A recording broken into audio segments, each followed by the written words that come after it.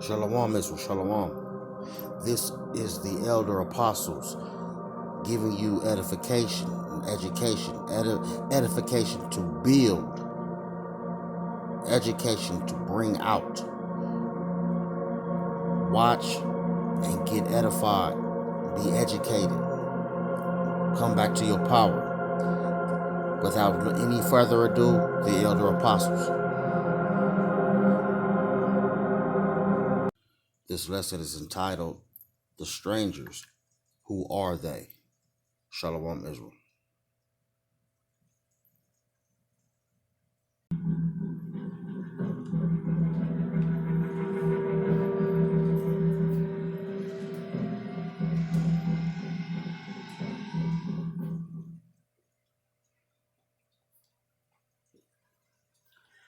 All right, Shalom Akim. I have a little update on the lesson on the strangers, because did a lesson on the strangers about a couple of weeks back, and we went through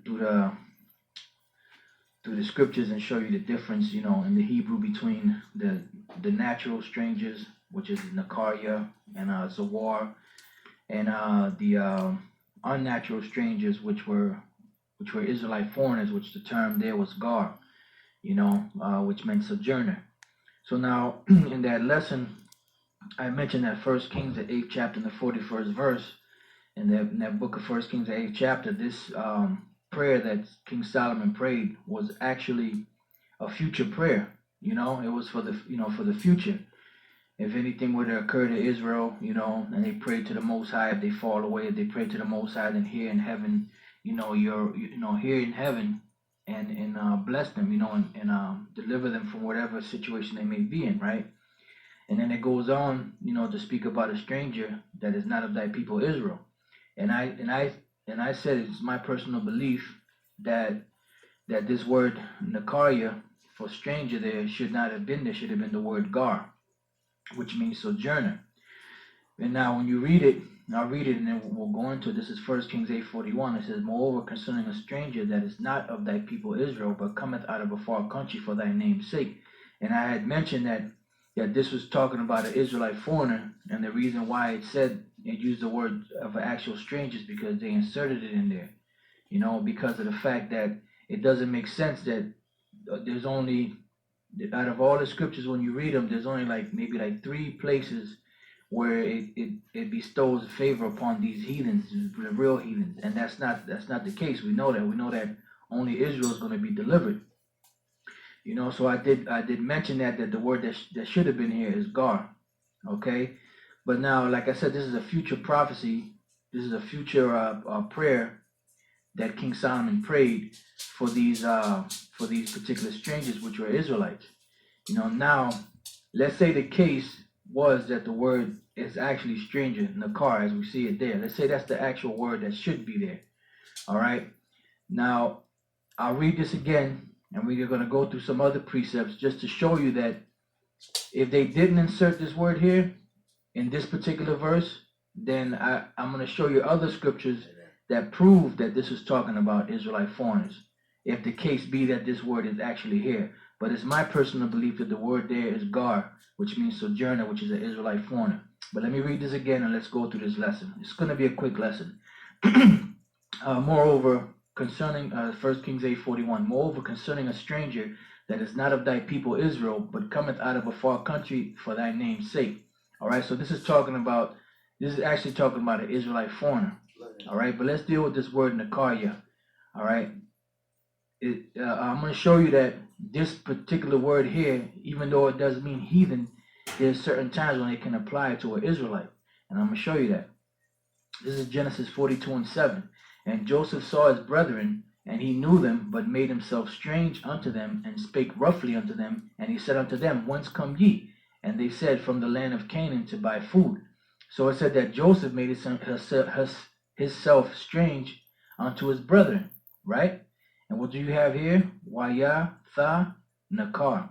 Wayatha Nakar. And he strange. So he made himself strange. So this is an Israelite that made himself act like a stranger, like a real heathen to his brothers. So it is possible that Israel can become strange. All right. So, if, like I said, if the case be that that word nakar is actually there, this is talking about an Israelite foreigner. In the future, that became strange, and I'm gonna show you. I'm gonna show you that. This is one example with Joseph, right? Now, this is another example. Psalm 69:8. I am become a stranger unto my brethren, and an alien unto my mother's children. This is King David speaking, right? Praying to the Most High. Now, what do you have there for the word stranger? Here it says wazar, which should have been zawar. All right, this is an actual stranger also, zawar. And then what do you have here? Nakarya, which is what? An alien or a stranger. So basically, he said he became a stranger, an alien to his own brothers and to his mother's children. So like I said, going back to First Kings, the 8th chapter, the 41st verse, when King Solomon prayed for these particular strangers, it was talking about Israelites that were going to become strange in the future. That's why I said, who are not of that people Israel. What did it say in Hosea, the 1st chapter? I will call them my people, which were not called my people. Who was he speaking to? Israel. He told Hosea to name those Israelites Lo Ami, or La'a'imya, not my people. All right? Now, this is the book of Jeremiah 2:20. It says, for of old time I have broken thy yoke. This is the Most High speaking to Israel. All right? And burst thy bands. And thou saidest, I will not transgress. When upon every high hill and under every green tree thou wanderest playing the harlot. Yet I had planted thee a noble vine, wholly a right seed.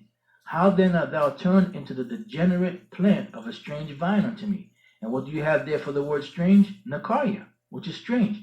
So the Most High saying, how did you make yourself strange? How did you become? I planted you. I did everything that I could do for you. I cultivated you. I planted you. I watered you. I watched over you. I made sure fruit grew on you. I made sure you were taken care of. It wasn't too hot. It wasn't too cold. You were fed. How the hell did you become a strange, a plant of a strange vine unto me? Why? Because they went into the other nations, took on their customs, and became strange. Their actual custom, they put them off. Some of them stopped circumcising their children. Some of them started shaving their beard, didn't wear their beard. Some of them started doing all the customs and manners of the heathen, bowing down to the gods of the other nations. Dressing like the other nations. Learning the language, basically acting like the other people of the other nations. That's why they became strange, because the Most High had set us up to be a holy people above all people that are upon the face of the earth. And he separated us from them. Why? Because he didn't want us to become like those nations. Even though it goes deeper than that, because the Most High is the one that actually made us to go off. Like it tells you in the book of Romans, the 8th chapter, that he did it. He made us to go off not willingly, but by reason of the sin that has subjected us to hope. All right. So the bottom line is, that's what happened. Israel became strange, and it's right there. It's out of the Most High's own mouth. He's speaking to Israel. He said, yet I had planted thee a noble vine, wholly a right seed. How then art thou turned into the degenerate plant of a strange vine unto me? You got the word right there, Nakarya. Well, how did you become that strange vine? How did you turn into that vine after I planted you and made you a holy people, gave you the law, statutes, and commandments? So there you go. So when King Solomon prayed that prayer in 1 Kings, the 8th chapter, he was talking about Israelites that would become strange later on. And let's continue. Zephaniah 1:18. And it shall come to pass in the day of the Lord's sacrifice that I will punish the princes and the king's children and all such as are clothed with strange apparel. What do you have there? Nakarya. Strange apparel. What's that strange apparel? That's talking about taking on the customs of the other nations. Doesn't it say in Proverbs, the 5th chapter, drink waters out of thine own cistern? What is your own cistern? Meaning your law, statutes, and commandments that the Most High gave to us. And if you go into these other nations, them other nations are going to become a snare unto you. And it tells you that in the book of Leviticus. That if you go into them other nations and do after the manner of their custom, the land where you are is going to spew you out, just like it spewed them other nations out for doing the abominations that they were doing. So you became strange unto the Most High, Israel. We all did at one point or another. And the word that's used there is what? Nakarya. All right, now this is Romans 2:25. It says, for circumcision verily profiteth if thou keep the law. But if thou be a breaker of the law, thy circumcision is made uncircumcision. So who's the circumcision? It tells you in Romans 3:1 that it's the Jews. You know what prophet didn't have circumcision? You know, much every way, because chiefly unto them was committed the oracles of the Most High.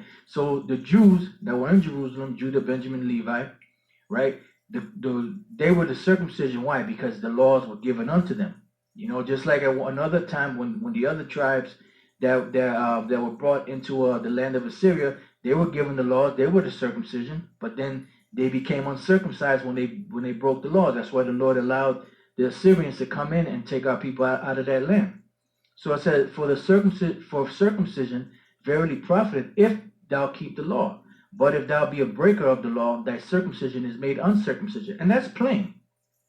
If you're a Jew, right, and if you keep the law, statutes, and commandments,